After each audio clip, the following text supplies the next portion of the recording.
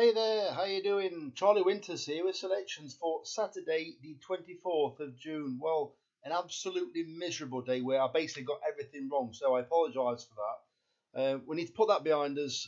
Very disappointed. We still won on the rest of Royal Ascot, not by a great deal in the end, but it was still nice. If you was with me on or with us on the first day, obviously you would have had a nice return, which kind of softened the blow. But it's gradually got worse. Well, I've changed my opinion of what's going off now, so. I looked at last year's results. I looked at what was going off today at the track, and basically he's heading towards high numbers. And so the selections for Ascot are basically based on high numbers and what I believe are well handicapped horses. Those are what are for those. Excuse me, for those that are running the handicaps. And there's a few interesting horses, but I've had the same kind of bet as well at Ayr. Well, I don't know if you know at Ayr, it's currently good ground. Well, it's currently raining there, and there's quite a lot of rain. So what I focused on the draw and horses that can handle slower ground. So let me get into it. So as you're aware, I've got a limit on my account. So I'm going to show you the bet they've actually placed. So the bet is that I've placed so far is 12 pence each way Hines and 50p each way single on every horse that I want to mention. It comes to £19.68, and so does the other bet as well. But let me talk you through it. So the first selection is Matt Nuka. I've left the price in the 2:30 at Royal Ascot. The only problem with this race is it's only 3 places. I watched this horse. It ran at Windsor, which is like basically a pretty sharp track. Over 6 furlongs. It's now at Ascot, which is a stiff track over 7 furlongs.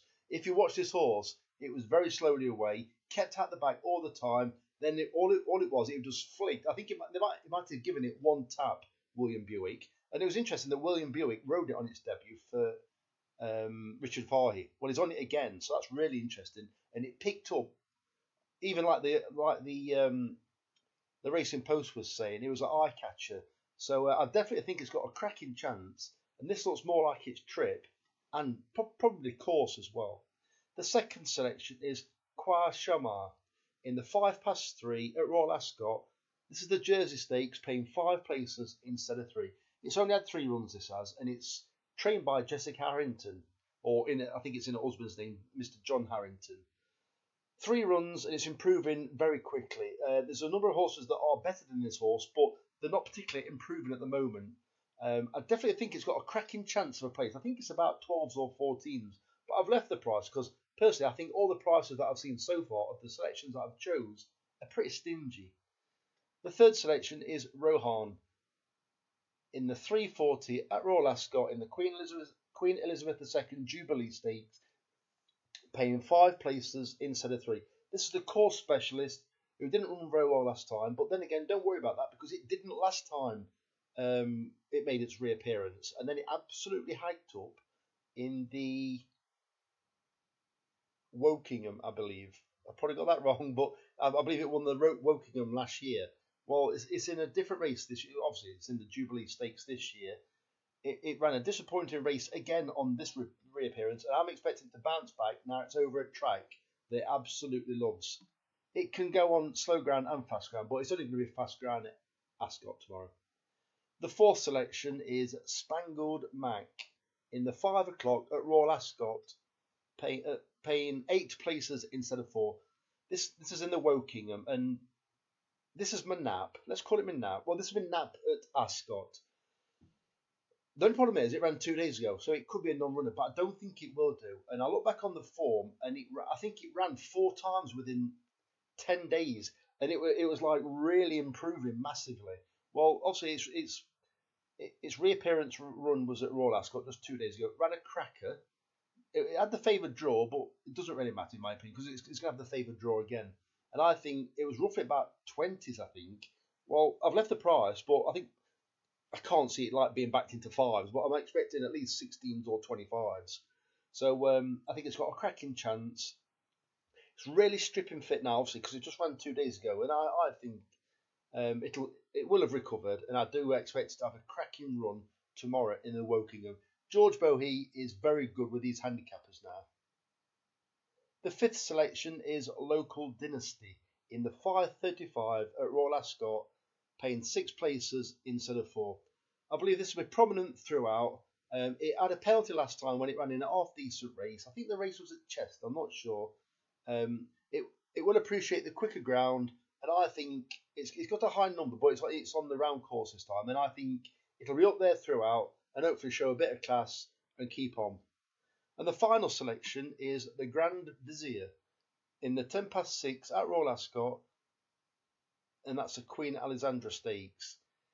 It's not as good as what it used to be, but it is in pretty decent form. It ran just, I think it was two days ago or 4 days ago, the Grand Vizier. Ran a decent race, and there's a few question marks over the fancied horses. It's a shame they're not paying first 4. There's 10 runners in total, and I think it's got a decent chance at a decent price. So those are the bets that I've placed. So on the right hand side, if you cast your eyes to the right hand side, a lot of these horses are based on soft ground or worse. It's currently good ground, but it's chucking it down at air. So as I said, it's the same kind of bet. So it's 50p each way singles and a 12p each way hinds. Let me get into it. So the first selection is Dark Jedi at 13-2 in the 2:59 at air, paying 4 places instead of 3. This horse it's running into a bit of form now, and so is the Timmy Easterby stable. This horse absolutely loves soft ground, and I think it's due to run a cracker. Decent prize money, so Timmy Easterby will be sniffing around. It will be trying for its life because it's decent prize money. I think it's about 20 grand to win her. Second selection is Beyond Borders at 7-1 in the 1:15 at air. This is Carlberg, first time out 2-year-old in what is quite an interesting 2-year-old race. I think it's got an half decent draw, and it's bred to want this kind of ground, so I think it's got every chance. The third selection is Sound Reason at 14-1 in the 1:50 at air. I've taken the price. I believe this shouldn't be the outside of the lot. It will want the slower ground, and Kevin Ryan, I think, is gradually hitting a little bit of form. The next selection is Silent Words at 22-1 in the 3:34 at air, paying 4 places instead of 3. The fifth selection is Cold Stare at 9-2, which is a bit stingy really, but I've took the price. In the 4:14 at air, paying 4 places instead of 3.